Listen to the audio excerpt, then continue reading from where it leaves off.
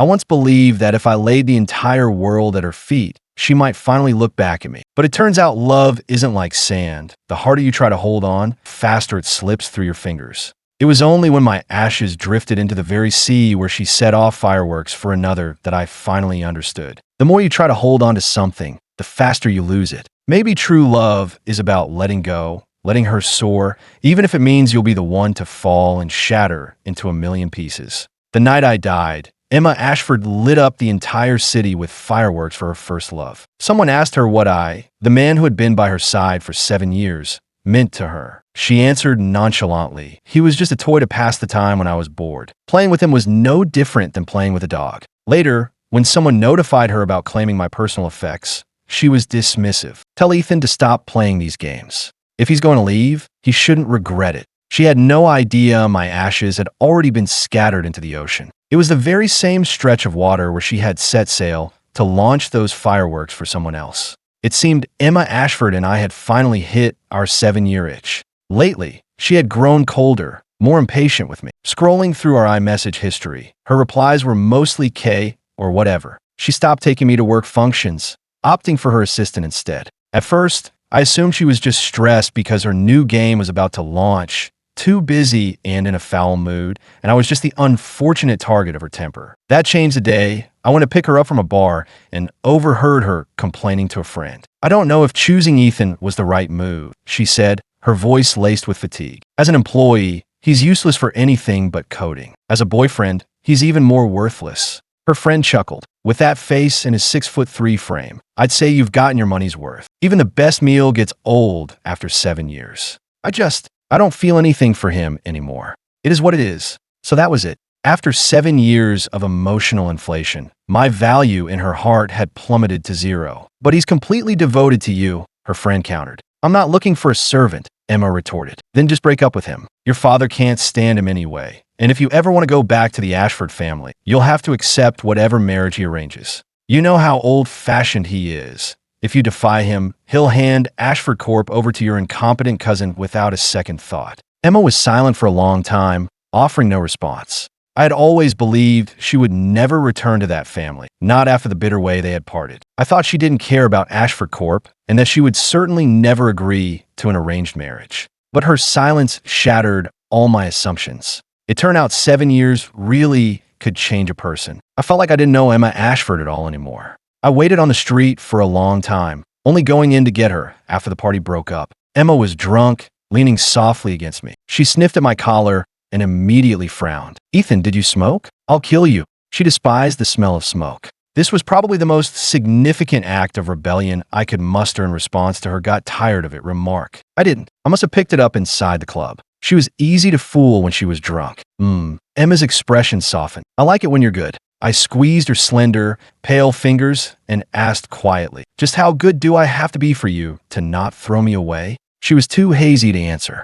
A drunk Emma was a handful, a stark contrast to her usual powerful CEO persona. She plopped down in the parking garage and refused to move, demanding I give her a piggyback ride. As I carried her, she tugged on my ear and chided me for being a disappointment. "If I were more of a go-getter, you wouldn't be able to push me around like this," I muttered. She wouldn't remember any of this in the morning anyway. "It's a privilege for you to be pushed around by me, you know? You think just anyone deserves to be bullied by Emma Ashford." I scoffed. "Ethan, you try that again and see what happens." "My apologies, Your Highness." "Emma, do you love me?" I asked her that question almost every time she got drunk. I met her bloodshot eyes in the reflection of the elevator mirror. She looked down, her expression hidden. Does it matter? Even drunk, Emma was too smart to be tricked into an honest answer. And she was right, it didn't matter. In her mind, whether she loved me or not, I would never leave. Back at our apartment, I coaxed her into drinking some broth. Emma looked at me pitifully. "Ethan, I feel sick." "Well,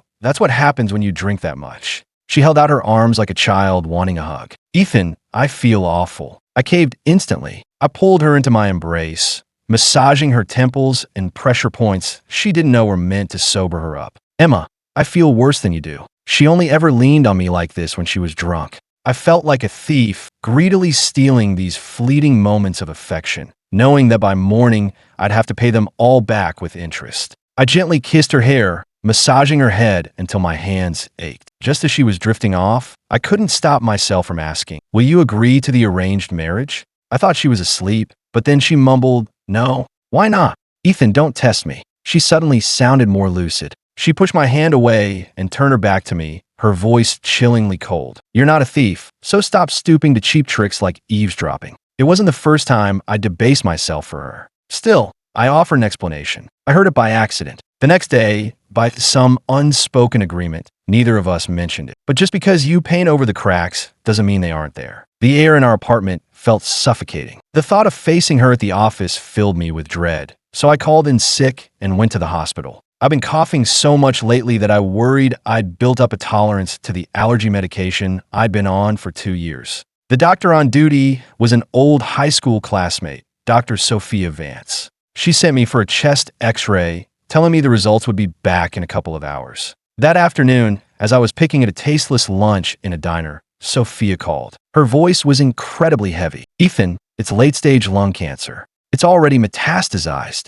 After hanging up, I finished my meal like an automaton. Walking out of the diner, I instinctively pulled out my phone to call Emma. I don't remember how many times I dialed her number. When I finally snapped out of it, I was relieved she hadn't picked up any of my 7 calls. In the end, I wandered back to the office. I had to get my work affairs in order before I died. Otherwise, Emma would be displeased. I soon found out that while I was grappling with my own mortality, she was at the airport, meeting her first love, Lucas Thorne, who she hadn't seen in a decade. The Seattle tabloids snapped a picture, splashing it with a dramatic headline, "Former Power Couple Reunites. Rivalry or Rekindled Romance." She succeeded in making me forget the pain of my cancer. That day, the whole office was buzzing about Emma and Lucas's history. So that's why Ms. Ashford has been single all this time. She was waiting for her first love. They do make a perfect couple, though. She's beautiful. He's handsome, both from prominent families. Just looking at the picture, I can imagine a whole romantic drama. I heard their relationship was legendary back in the day.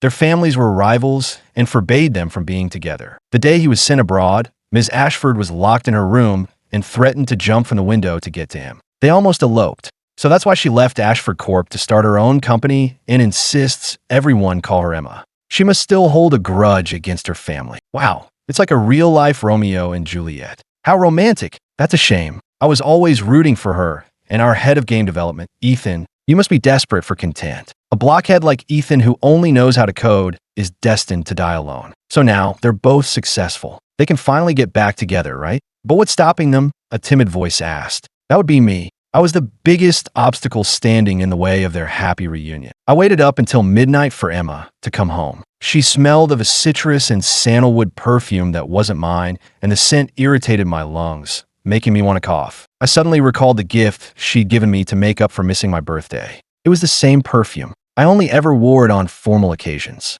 The thought that I had been sharing a signature scent with Lucas Thorne made my stomach turn. I desperately wanted to ask her who she thought of when she smelled that fragrance. In that moment, I felt a chill run through my entire body. "Why are you still up?" she asked, leaning in as if to kiss me. A wave of nausea hit me, and I turned my head away. The atmosphere immediately tensed. Emma didn't say a word, just let out a short, cold huff, clearly offended by my rejection. I didn't want to explain or argue. She had so many different ways of hurting me. Maybe my diagnosis gave me the courage to be difficult because I asked, "Why didn't you answer my calls?" "Didn't hear it," she said dismissively. "I got busy later and forgot to call back." "What's up?" My heart sank. 7 missed calls, and she hadn't even thought to ask if something was wrong. I saw the news. "You were with Lucas Thorne tonight, weren't you?" Emma took off her blazer, a smirk on her face. "You call that news? You blew up my phone over some tabloid gossip? Can't Lucas and I talk about a business deal? Are exes supposed to never speak again?" "Ethan, do you know the type of person I despise most?" I knew. She hated people who couldn't keep their personal and professional lives separate. In private, I was her boyfriend. At the office, I was just her employee. She never intended to go public with our relationship because she hated her private life becoming office gossip, and she especially hated it interfering with work. But when she made such a public show of meeting Lucas at the airport, didn't she consider the rumors it would generate or how it might affect the company? I spoke slowly. "What kind of deal? I can handle the negotiations." "Are you trying to pick a fight?" "Maybe I am. I was dying anyway. What did I care about keeping up appearances? Either I handle the deal or you stop seeing him." "Ethan, have you lost your mind?" She shot back, staring at me with a look of cold disgust. There's nothing going on between Lucas and me. Stop projecting your own filthy thoughts onto other people. She was right. I was losing my mind, but she was the one who drove me to it. We had been together for 7 years. Yet our home was a shrine to her first love. His paintings, his piano, his dog, even the scent she wore. A bitter taste filled my mouth, and I said mockingly, "So I'm the one with a dirty mind, while you two are the picture of innocent love?" I asked her,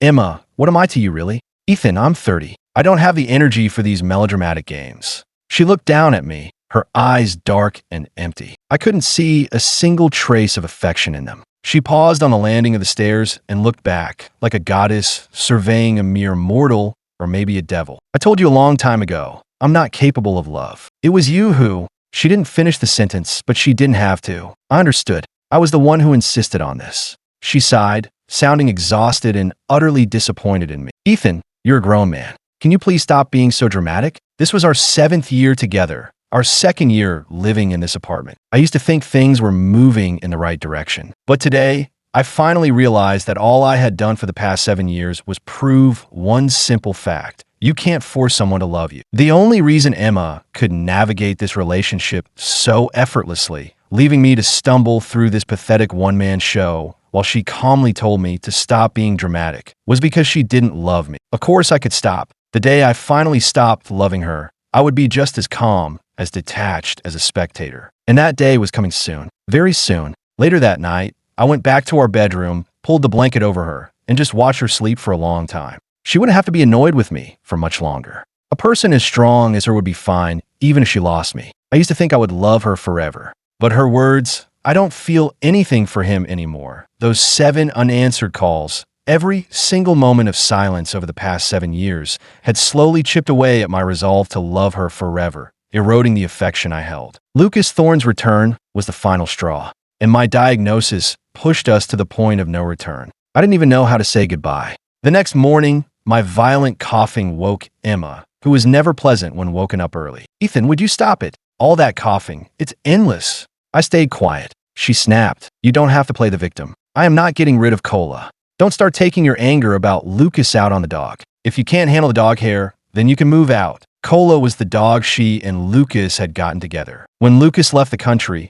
Emma kept him. He was very old now. It wasn't that I disliked the dog. I was just allergic to the fur. For the 2 years we'd lived together, I'd been taking allergy medication daily. Once, during a coughing fit, I joked about giving Cola to a friend. She took me seriously and flew into a rage. It took me hours to calm her down. Now, I hadn't said a word, yet she assumed I was coughing on purpose to make a point about Lucas's dog. I didn't tell her it wasn't allergies, but cancer. There was no point. I had no energy left to argue. I covered my mouth as I got out of bed and went to the bathroom. In the mirror, I saw streaks of blood seeping between my fingers. The reality of my own death still hadn't sunk in. After cleaning myself up, I went downstairs to make breakfast. With every movement, every breath, a burning pain shot through my lungs. Emma came downstairs, took a sip of her coffee, and snapped. "Ethan, you forgot the sugar. Unbelievable. Is 2 spoonfuls really that hard to remember? Don't bother making my coffee anymore. I don't know what you're good for." She always picked fights over nothing when she was in a bad mood. I was used to it.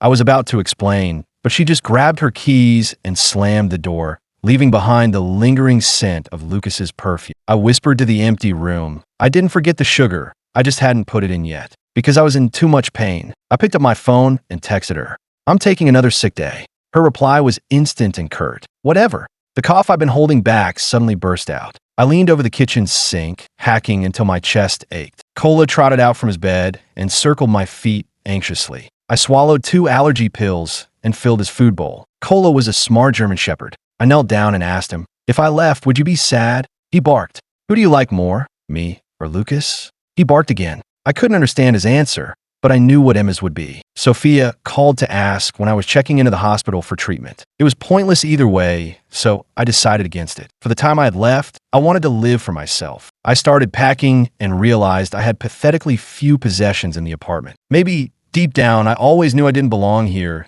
that one day I would have to leave. Emma, for her part, never noticed my things vanishing one by one. Or maybe she noticed and just didn't care. She was out of the house from dawn till dusk, too busy to spare me a thought. That night, as I was curled up on the sofa, writhing in pain, my phone rang. It was Emma. I'm sending you the address for a dinner. Get here now. The new head of marketing from Apex Group is here. If we can land a partnership with them, our game will be a massive success. I don't feel well. I don't want to go. Ethan, this is not the time for your little tantrums. I'm telling you for the last time, Lucas and I are just friends. Can you please act like a professional and not let your personal feelings interfere with your job? I knew how much this deal meant to her, so I took some painkillers and went. I just never expected the new head of marketing from Apex to be Jason Cole, the guy who made my life hell in high school. And Emma knew it. She stood there in a silver gown, her makeup flawless, and said calmly, I know you're upset, but can we please separate business from our personal history? My heart felt like it turned to ash. Of course, this was classic Emma. Sometimes I seriously wondered if she even had a heart, or if everyone was just a pawn for her to use. At the dinner, Jason sat next to me and kept forcing drinks on me, clearly enjoying my discomfort. Lucas was there too, sitting next to Emma. They were laughing and talking, and the joy in her eyes was impossible to miss. Jason followed my gaze, then patted my cheek condescending. Ethan, didn't your garbage-collecting grandma kick the bucket years ago? How is it you still reek of poverty? No wonder you've been kissing Emma Ashford's ass for years and gotten nowhere. I set down my glass and sneered. Jason, how'd you manage to stay this stupid for 7 years? Just because you're an idiot doesn't mean everyone else is. I got where I am on my own merit. Unlike you, who was born with the face of a toad and the brain of a pig, a perfect inheritance of your parents' worst genes. Ethan, you son of a bitch. Jason raised his hand to hit me, but I caught his wrist. He was so weak from his lifestyle of debauchery that I barely had to use any force to shove him away. I pulled out a napkin and wiped my hand, my gaze icy. Even my grandmother wouldn't have bothered picking up trash like you. With that, I ignored the shocked stares from everyone and walked out of the room. Emma followed me out. Ethan, stop right there. I stopped and turned to face her. She stormed up to me, furious. Go and apologize to Jason. I laughed. You think that's going to happen? If you ruin this deal for me, I never want to see you again. For a second, I thought I'd misheard her. You're saying that to me over a business deal? She stared at me intently. Ethan, I'm not joking. Emma, you know what he did to me. So what? She cut me off. Who didn't do stupid things when they were young? You're perfectly fine now, aren't you? Are you really going to throw away your career over some piece of trash from your past? Ethan, stop being so childish. Look, I promise, after the deal is signed, I'll take care of him for you. Childish. I looked at the stranger standing in front of me, the absurdity of it all hitting me. I don't need you to take care of him for me, and you have no right to forgive him on my behalf. It was the first time I had ever spoken to Emma with such coldness. Her expression soured. Ethan, you're a real disappointment. I looked at her, a bitter taste in my mouth. It's true, isn't it? Because you don't love me, nothing I do will ever be good enough for you. You'll never be satisfied with me, so you'll just keep being disappointed. If that's the case,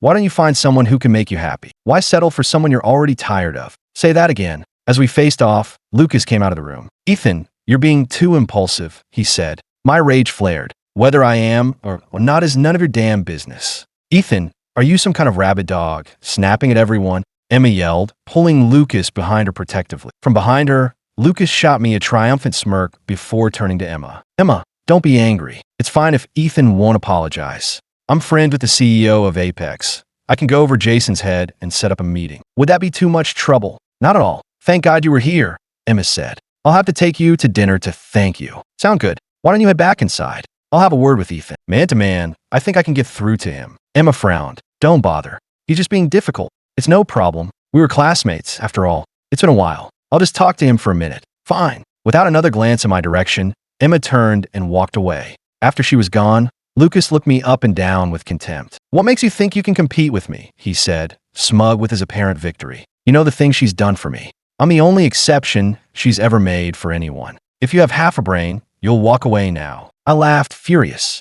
I don't need to compete with you. Emma is with me. You're just a pathetic homewrecker. Is your skin as thick as the sole of your shoe? Acting all high and mighty about it? You're a fucking idiot. Lucas's face darkened. All right then, let's just see who she chooses. With that, he threw a kick at me. I wasn't about to take that, and we started brawling. Eventually, bystanders pulled us apart just as Emma came out of the room. She went straight to Lucas. What happened? For the first time, I witnessed a masterclass in manipulation. Lucas, pretending to be in pain, said in a nonchalant voice, "Don't blame Ethan. It was my fault. I was just telling him not to let his personal feelings cause trouble for you, to try and be more understanding. I guess he thought I was overstepping. I shouldn't have said anything. Emma shot me a cold look. You're hopeless. She was right. Late-stage lung cancer was a death sentence. The painkillers were wearing off, and a cold sweat broke out on my forehead as the pain returned. She took Lucas's arm. I'm sorry. Let me take you to the hospital. I grab her other arm, the taste of blood rising in my throat. I forced the words out.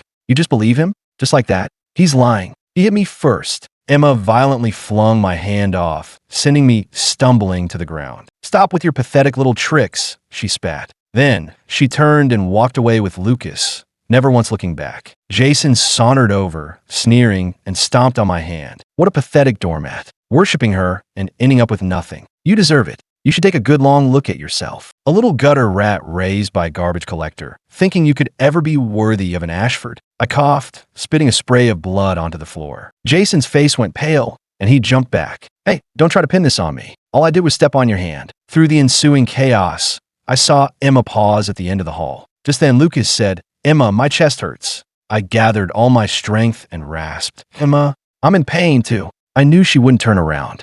I wanted this pain. I wanted her to be the one to shatter my heart, to rip it from my chest and leave me to die. Don't you turn around, Emma. Don't you dare turn around. Don't give me any reason to delude myself into loving you again. And Emma, as always, did not disappoint. I wiped the blood from my lips, a few tears escaping before I could hastily brush them away. I staggered to my feet, grabbed Jason by the collar, and glanced down pointedly, my voice like ice. If you want a repeat of what happened last time, you know where to find me. I shoved him away, and the crowd parted to let me through. I walked out slowly. This was the last time. The very last tear I would ever shed for Emma Ashford. When the rainy season hit Seattle, the downpours always came without warning. Under a curtain of drizzling rain, I walked step by step toward the lighthouse by the shore, walking back to the 18-year-old boy who had fallen in love with Emma Ashford. I had to tell him that it was all over. The storms in Seattle don't last forever. The rainy season always ends. I couldn't keep his promise anymore.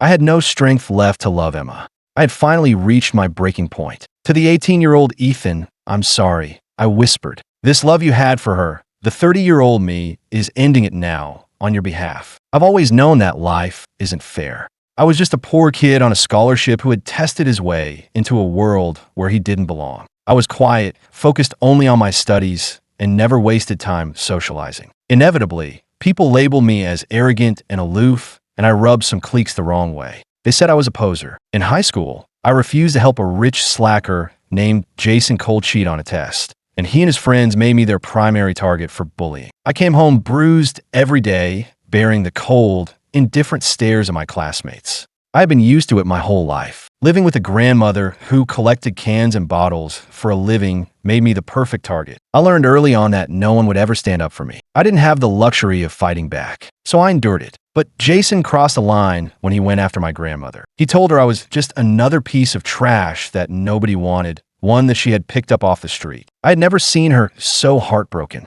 And because I was powerless to do anything, all my rage turned inward in a hatred for myself. My grandmother's health declined rapidly after that. So I followed Jason. I waited for him to go to a bar, and when he was alone, I cornered him in the bathroom and pressed a broken bottle against his throat. Go apologize to my grandmother, I said, my voice perfectly calm. Or next time, I'll cut you open right here. Biology class taught me this is where the carotid artery is. Jason, you could do whatever you want to me, but you leave my grandmother out of it, or I swear, we'll both go to hell together. Jason was so scared he wet himself. He did what I said. He went to my grandmother and apologized, telling her we'd made up and were actually good friends. She finally smiled again, and Jason's hatred for me grew even deeper. During swim class one day, one of Jason's cronies grabbed my ankle and held me under the water. I figured he was just trying to scare me, but then my leg cramped up and I actually started to drown. Just as I thought I was going to die, a hand grabbed mine and pulled me to the surface.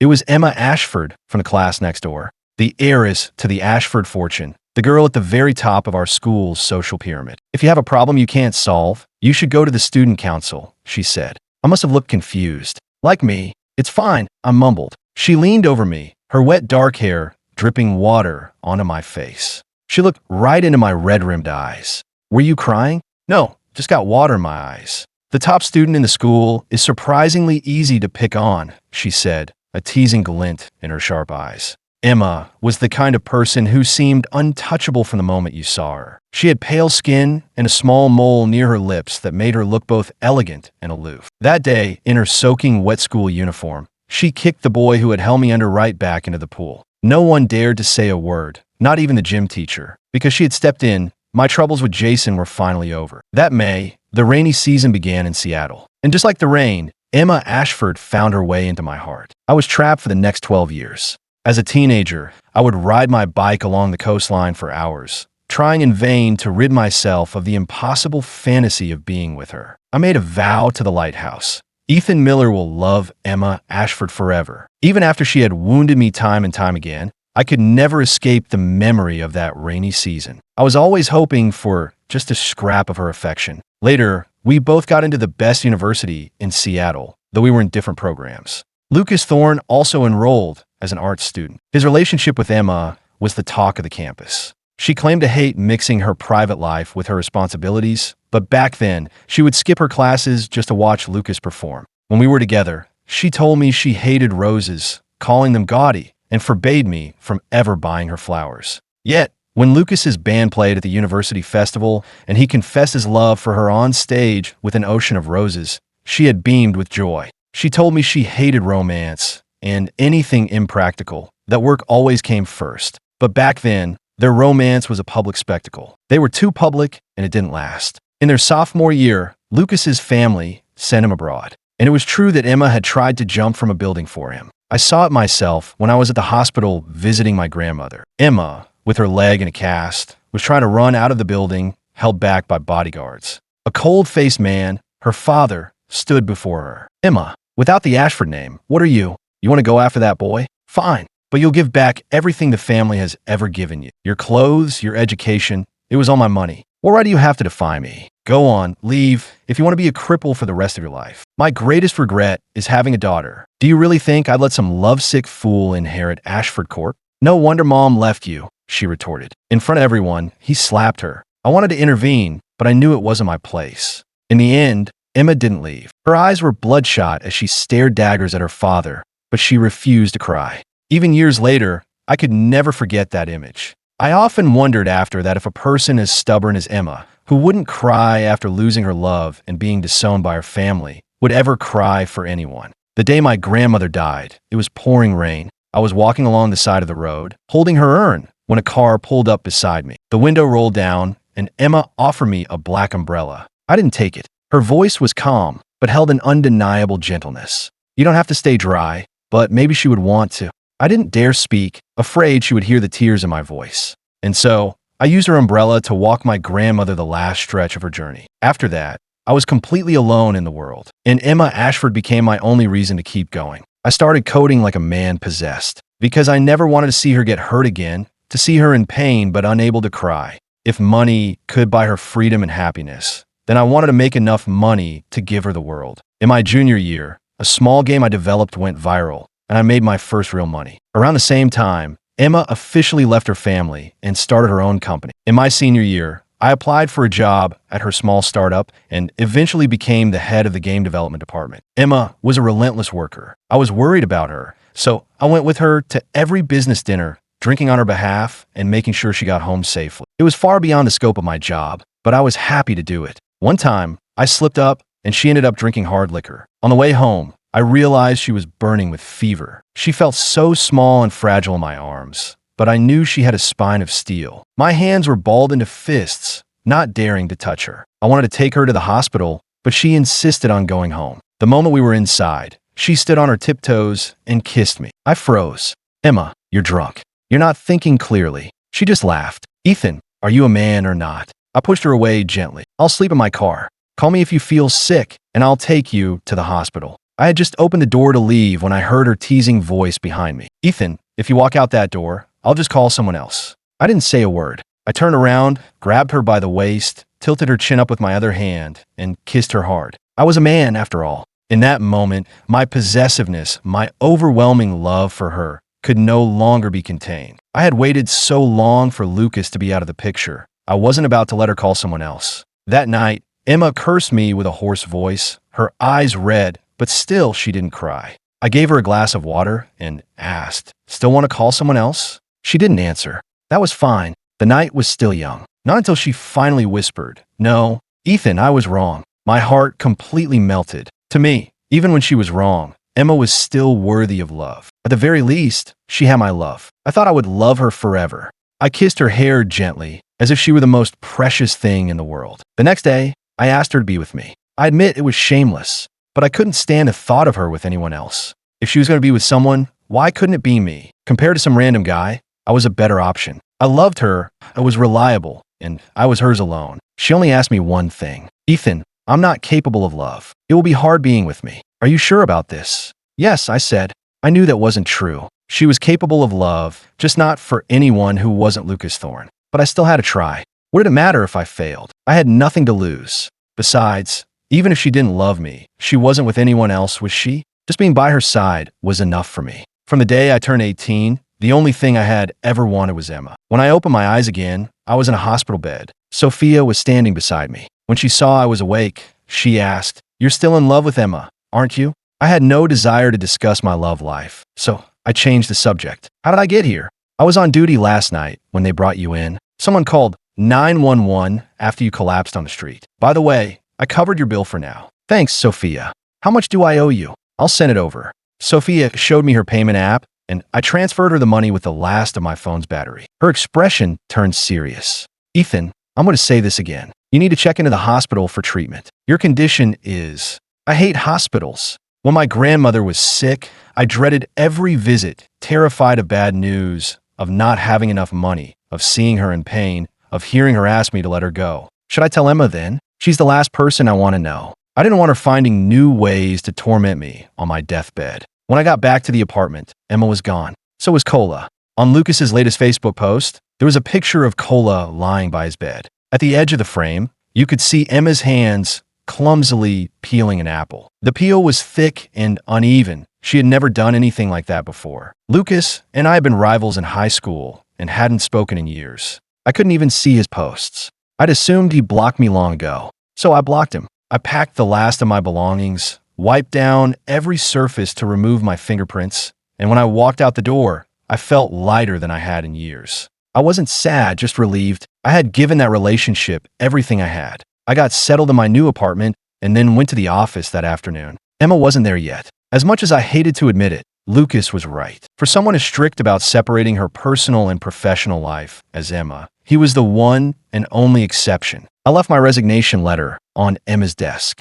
I'd been preparing for my departure ever since my diagnosis. The new game was finished, and I had already compiled all the bug reports and handover documents and sent them to her email. I gathered the few personal items from my desk and left the building for the last time. As I was driving along the coastal highway, I realized something. Though I had said goodbye to her a million times in my head, I had never actually done it. I pulled out my phone and sent her one final text. "Emma, we're over." Then I deleted her number, her messages, everything. "Emma, the rainy season in Seattle is finally over." The last thing I did for Emma was take care of the Jason Cole situation. With the money I made from my game in college, I had invested in a New York media company. The company had since gone public and was now a major competitor to Apex. I made sure they knew we were interested in a partnership. I knew our new game, which had been in development for 2 years, was making Emma anxious. 2 years of burning through cash with no return on investment would make any CEO anxious. That's why I put up with her tantrums. She had lost faith in me, both personally and professionally, completely forgetting how successful our first 2 games had been. I couldn't make any promises based on past success. The numbers for the new game would have to speak for themselves. But she couldn't wait. Forcing me to apologize to Jason was worse than any insult she had ever thrown at me. It was the one thing I couldn't accept. After that, Emma and I were completely cut off from each other. News of my resignation spread quickly through the industry, and that big gaming company in New York that had tried to poach me before reached out again. If I weren't dying, their offer would have been impossible to refuse. The company was owned by Leo Sterling, a big name in New York who had a younger sister, Maya. I had met them once on a business trip. To my surprise, after I turned Leo down, his sister Maya flew to Seattle to meet me herself. I assumed she was there on her brother's behalf, so I agreed to see her. She was young and energetic, but a bit tactless. The first thing she asked me was, "Are you sick?" I raised an eyebrow. She tilted her head. "You look really pale. Besides, I don't think anyone in their right mind would turn down my brother's offer. I couldn't help but chuckle. You're right about that. Sorry to have wasted your time. Oh, I didn't come just for you. I'm here on business anyway. But, she added, her tone suddenly worried, is it serious? My brother would wait for you to get better, you know. I just shook my head. It's not going to get better. We both fell silent. Right, she said finally. That was probably tactless of me. I'm sorry. She stood up so quickly she knocked over her water glass, then rushed to the restroom and didn't come back for a long time. I'm so sorry. I had no idea, she said when she returned, looking at the floor. It's okay, I said. Everyone has to die sometime. She seemed to feel like she was making things worse, so she just looked up and asked, is there anything you still want to do? She looked like she was on the verge of tears, or maybe had already been crying in the bathroom. I didn't understand why she was so emotional. We were practically strangers. I never thought I'd be discussing my bucket list with a stranger in the last months of my life. Go fishing. Watch the summer fireworks over the water. Plant a tree. Simple things, I guess. Why those things? Because I never have. I was always too busy studying or helping my grandmother with her work or working part-time jobs or coding. I feel like I've never really lived for myself. Is there anything I can do to help? She asked, her eyes full of sincerity. She really was just a kind-hearted kid. You can keep it a secret for me. Okay, she said, then added carefully, actually, I played your first game a long time ago. I loved it. To be honest, that's part of why I came. I've always really admired your work. You're kind of an idol to me. I just wanted to meet you. Thank you. I nodded. Well, you're in luck. Any later, and you would have missed your chance. Ethan, an irritatingly familiar voice called out from behind me. Lucas strutted up to our table, a smug look on his face. No wonder you were so quick to break up with Emma. You were busy climbing your way into the New York elite. You sound jealous, I noted. Hey, if you've got the skills, go for it. I earned this offer with my code. What did you earn yours with? Aren't you worried Emma will be angry? He sneered. You're the one who should be scared. Her being angry has nothing to do with me anymore. I'm her ex. You're her ex-ex. We have nothing to say to each other. From now on, when you see me, you walk the other way. Don't come near me looking for a fight, because in my condition, I could beat you senseless and face zero consequences. After all, what's she going to do to a dying man? You two broke up? Get lost. Lucas stormed off, fuming. Maya, to her credit, didn't ask any questions, so I didn't have to explain. After that, I kept running into her. I even went out to the countryside to plant that tree, and there she was. As she helped me dig the hole, she said, now it's a tree we planted together. It's not that I'm oblivious. I'm a dying man. Why would she be interested in me? What would she possibly gain? A few days later, Maya invited me to a charity auction. You can add it to your bucket list, she said. No thanks. Well, I don't know anyone else in Seattle. Could you please come with me? Out of respect for her brother, I agreed. At the auction, we saw Emma. She acted as if I didn't exist, and I returned the favor. But after it was over, she blocked my way, gesturing with her chin toward Maya.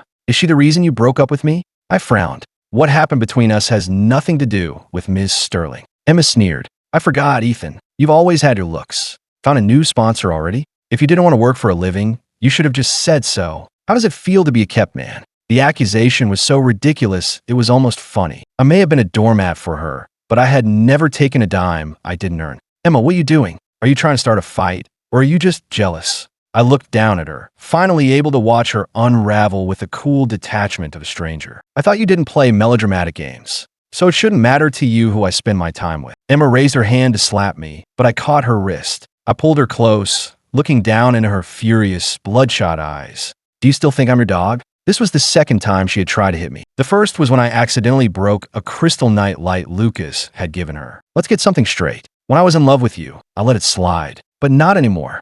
Understand, I let go of her wrist. Are you doing this just to get back at me? She screamed. There is nothing going on with Lucas and me. If you're going to keep acting like this, then maybe we really should be over. Watching her lose control was a strange, out-of-body experience. Was this what I used to be like? But Emma, why were you looking at me like that? I thought you didn't love me. So don't. Don't ever love me. It would only bring you bad luck. Emma, I said, my voice even. Next time you want someone to stay, try telling them you love them instead of threatening to leave. Then I turned to Maya. Let's go. As I walked past Emma, she said, her voice trembling, Ethan, if you walk out that door, we are done. For good. I looked back at her.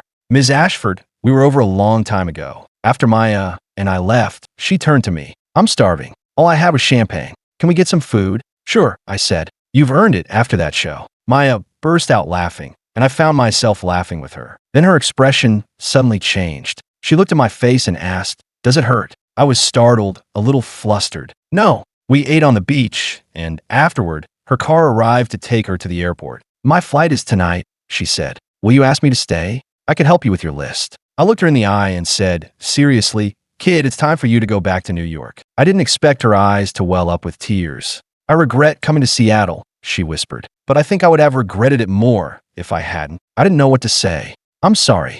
I shouldn't have told you I was sick. You're just feeling sorry for me. Ethan, you don't know anything, she cried. I hate you. With that, Maya turned and walked away. But just before she got into the car, she spun around and ran back, throwing herself at me. I didn't embrace her, but I didn't push her away either. She hugged me tightly. The salty sea air felt cold against my empty chest. Ethan, you said that if you want someone to stay, you should tell them you like them. Well, I like you. I came to Seattle for you. Please don't push me away. I know I can never be with you, that I don't have a chance. I'm just glad you told me the truth. Otherwise, I would have regretted it for the rest of my life. I didn't think she was being dramatic. I understood what she meant. It was like the last few weeks with my grandmother. As painful as they were, they gave me time to say goodbye. If she had been taken from me suddenly, I would have regretted it forever. You need time to say goodbye. But creating too many new memories just makes the final goodbye that much harder. So I had to end here. Maya, say a proper goodbye, and then go home. She looked up at me, her eyes shimmering with tears.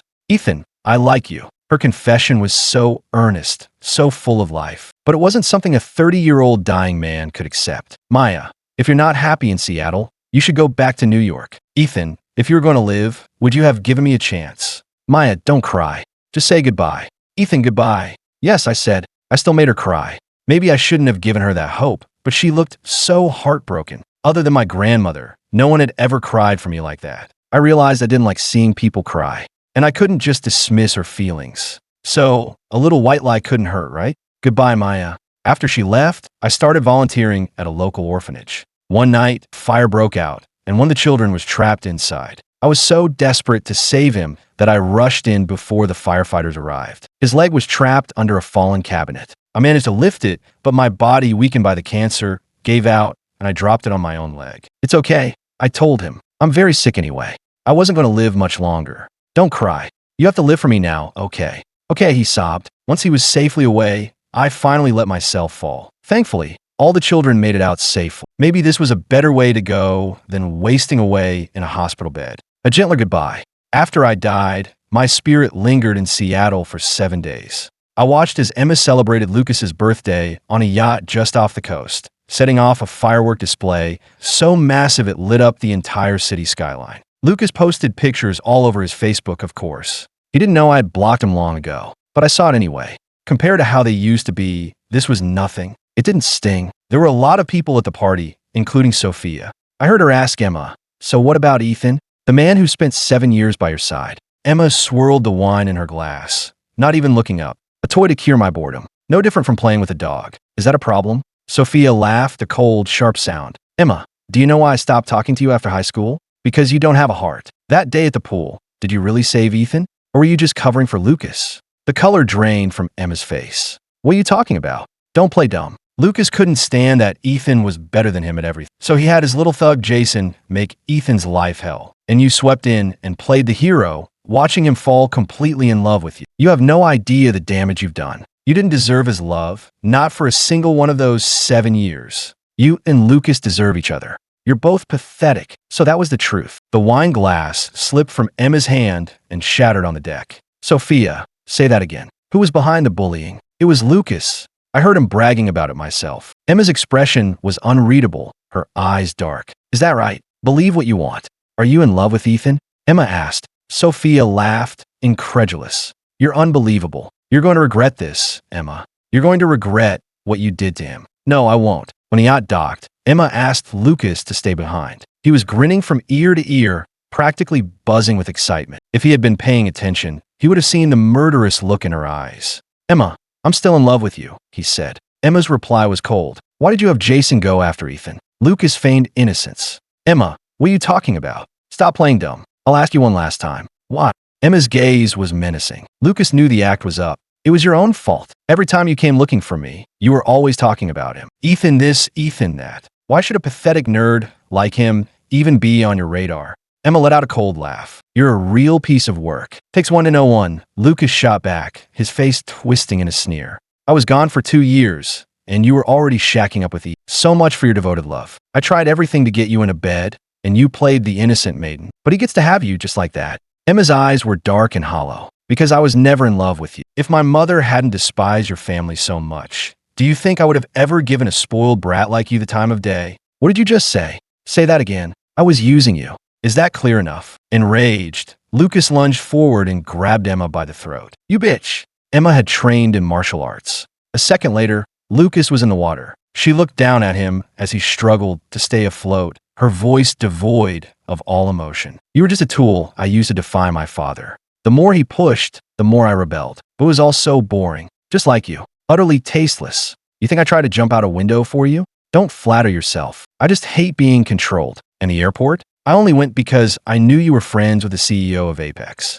I used you, and I used the situation with Jason to try and push Ethan to work harder. I only took you to the hospital because Ethan and I were fighting. You think you're worthy of my concern? I wouldn't care if you dropped dead in front of me. The fireworks? That was because he was with another woman. I was using you to make him jealous. You idiot. Still in love with me? Get lost." Treading water, Lucas screamed insults up at her, all pretense of charm gone. "If I wasn't trying to use you, you think I would have fallen for your act? You think I ever actually cared about you? Nobody could ever love a heartless bitch like you." He finished with a triumphant, manic laugh. "And what good does it do you to love Ethan now? Do you think he loves you back? He's already moved on with that heiress from New York. Your love is too little, too late. You pushed him away, and you deserve to be alone. People like you don't deserve to be loved. I curse you, Emma, to get what you want, only to lose it forever. As a disembodied spirit, I was learning far too much. I never imagined things between Emma and Lucas would end so ugly. They were two of a kind, a pair of master manipulators who never used their powers for good. I had always believed Lucas was the only one she had ever loved. It turned out when Emma said she couldn't love, she was telling the truth. I had spent 7 years trying to teach her,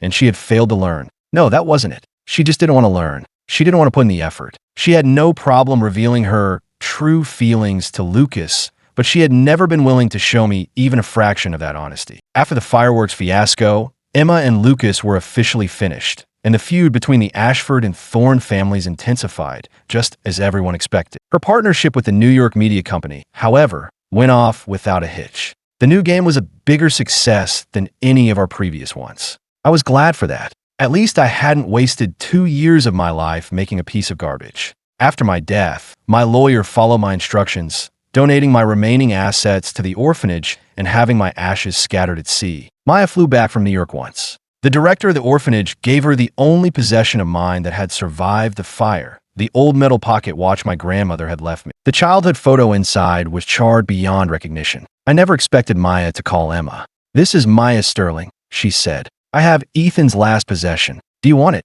I heard Emma's dismissive reply over the phone. "Tell Ethan to stop playing these games. He's the one who left. He can live with it." Emma was stubborn to the last. Maya was unfazed. "Then I'll respect his wishes and throw it in the ocean." It was true. I had said I didn't want to leave anything behind. I didn't want my memory to be a cage for anyone. Just as Maya was about to hang up, Emma's voice came through the line, sharp and cold. "Put Ethan on the phone." "He's dead," Maya said. "Don't be ridiculous." After a moment of silence, Maya looked down at the charred remains of the watch. "What you threw away," she said quietly, "was something I would have given anything to have." Then she burned the watch and scattered its ashes into the sea. Emma started looking for me. Eventually, she confirmed it through official channels. My death. She also learned that I had been her secret investor when she first started her company. That most of the money I'd made from my first game had gone into her startup. That the partnership with the New York firm was my doing. She didn't say anything. She just accepted it all in silence. She contacted Maya and asked about the watch. "I scattered the ashes in the ocean," Maya told her, "in the same spot where you set off all those fireworks." After that, Emma never bothered her again. She was as strong as I'd always thought. She kept to her routine, working late into the night. One day, her father called her. "Now that Ethan is dead, what's the point? Come back to Ashford Corporation. You must be happy." Emma's voice was quiet. "You wanted my life to be as miserable as yours. Well, you got your wish, Dad. I'll never be happy again." After she hung up, she sat in her office, motionless, until the dead of night. Then she left, went to a bar, and ordered a bottle of whiskey. She sat at the bar and drank, glass after glass. Watching her, I finally understood. Maybe Emma had loved me in her own way, but she had always loved herself more. And there's nothing wrong with that. I suppose. When she was completely drunk, she tossed her phone to the bartender. "Call Ethan. Tell him to come get me." The bartender made the call. "Ms. Ashford," there's no answer. "What are you talking about?" "Ethan always answers my calls. He wouldn't dare not to." The bartender, helpless, tried again. Still no answer. "Ms. Ashford." And then I saw it. The woman who never cried, Emma Ashford, hunched over the bar, sobbing silently. She whispered to herself, "He's angry with me. He's never coming to take me home again." "Emma, I wasn't angry with you. I had just let you go." That ocean, the one I thought would witness us growing old together, became my final resting place. Scattering my ashes, there wasn't a curse or an act of resentment. It was a silent goodbye. I gave myself back to the sea, just as I had once tried to give her the world. The fireworks that night were beautiful, a grand farewell ceremony where I was not the guest of honor. She would never know that the waters she had lit up for another man were the same waters that held the ashes of her most faithful companion. The moments she found so boring, so disposable, were the brightest moments of my life. I heard, later, that she wasn't doing well, that she spent a lot of time by the ocean, just staring at the water and talking to herself. I don't know if she was thinking of me or something else entirely. Maybe she had just finally realized that some things, once they're gone, are gone forever. Like my ashes in the sea, which could never be gathered together to make me whole again. I don't hate her anymore. I don't have any regrets. It's just that sometimes, in my dreams, I still see her as she was when we were young, the first time she ever smiled at me. Then I wake up, and there's only the cold moonlight. I know it's just a dream. The rains will still come to Seattle, but I will never love again. Like I said, true love is about letting go. Even if she never understands, I've made my peace with it. This was my story. I gave everything I had to love, and in the end, I gave myself back to the sea. Emma waited at the bar all night, but Ethan never came. It was only when the first rays of dawn streamed through the window that she began to understand what she had lost. After that night, she lost all her drive. Her company was quickly acquired by Ashford Corp., but no matter how much her father pressured her, she refused to return. She truly had no interest in the family business. She moved to a new house with Cola. The paintings and the piano Lucas had given her were valuable, and she had kept them only for that reason. She sold them all for a handsome price. As for Lucas, she leaked all the details of his scandals abroad, the affairs, the reckless driving that injured someone. A fool is a fool, no matter where he goes. And Jason, she spent considerable resources digging up proof of his embezzlement, ensuring he was not only fired, but also served jail time. None of it mattered to Ethan anymore, of course. But the truth was, she had always hated seeing him upset. She never intended to let Jason get away with it. Asking Ethan to apologize had just been a means to an end. She just never realized it would be the final straw for him, a line she had insisted on pushing again and again. And why did she belittle him in front of her friends like a complete fool? It was simply a habit. Her father had always belittled her. Because she was a daughter, he looked down on her intelligence, her capabilities, everything. He tried to force her into a marriage, to bring an outsider in to run the company with her, threatening to hand it all over to her idiot cousin if she refused. She started her own company to prove that she could do it, that she was just as good, if not better, than him. She hated being belittled, threatened, and controlled. She refused to live her life as someone else's puppet. She despised her father, and yet she had become just as loathsome as him. She had picked up his habit of putting others down, of always insisting it was someone else's fault, never her own. Ethan had done everything perfectly, but she was never satisfied. She was never happy. She was too desperate to prove herself, too obsessed with surpassing her father's company. 7 years, and she still hadn't succeeded. The failure made her bitter and twisted. She started blaming Ethan for the slow pace of development, for the money spent. Eventually, she convinced herself it was all his fault, and she tore him down until he was worthless in her eyes. It got to the point where her friends, even her own father, believed Ethan was incompetent. But it wasn't true. She was the incompetent one. She was the hypocrite, making everyone believe he wasn't good enough for her. She had learned from her father to raise herself up by tearing others down.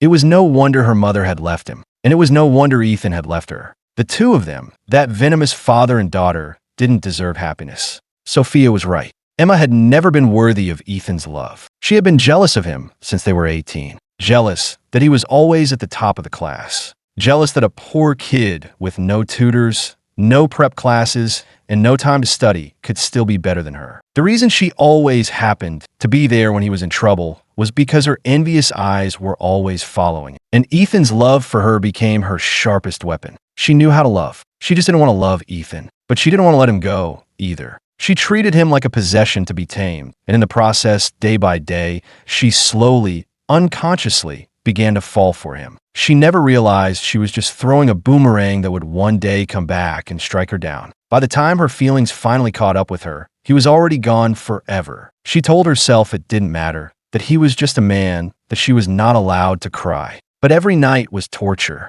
She couldn't sleep. Without Ethan, she couldn't sleep at all. She had always thought she was so clever, keeping him as her secret lover, making him work himself to the bone for her. She acted superior to him only because she knew she wasn't. Her father had warned her not to get outsmarted by her own tool, but she didn't listen. She never believed Ethan would leave her. She believed he would love her forever. Every time she pretended to be drunk, she could see the adoration in his eyes. She reveled in the power she had over him, but never gave him anything in return. In the end, the selfish devil who played with hearts was destined to be abandoned by one. Emma liked the smell of sandalwood because Ethan liked it. She had given that perfume to Lucas simply because she enjoyed the fragrance. When Lucas came back, he was still wearing it, but she much preferred the scent on Ethan because Ethan was like a great, steady tree, always there to protect her. Even though she was a difficult, twisted partner who made him suffer, he never left. So stupid of him. Later, whenever she was drunk, she would call out his name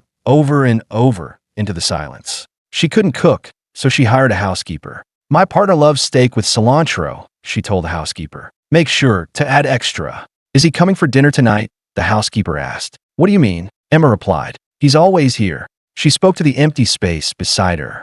"Ethan, I remember. You like spicy food, not sweet. You drink your coffee black. You're allergic to dogs, but I found Cola on the street, and he was so helpless. We can't get rid of him, okay? He's so old now. He doesn't have much time left. Ethan, I'm so sorry. Can you forgive me? I hate seeing you unhappy, but I was always the one who caused you pain. I never knew how to make it up to you, because you never got truly angry, never made me apologize. You shouldn't have let me get away with it. You should have made me suffer. Maybe then I would have woken up sooner. You never gave me a chance to fix things. You didn't even give me a chance to say goodbye.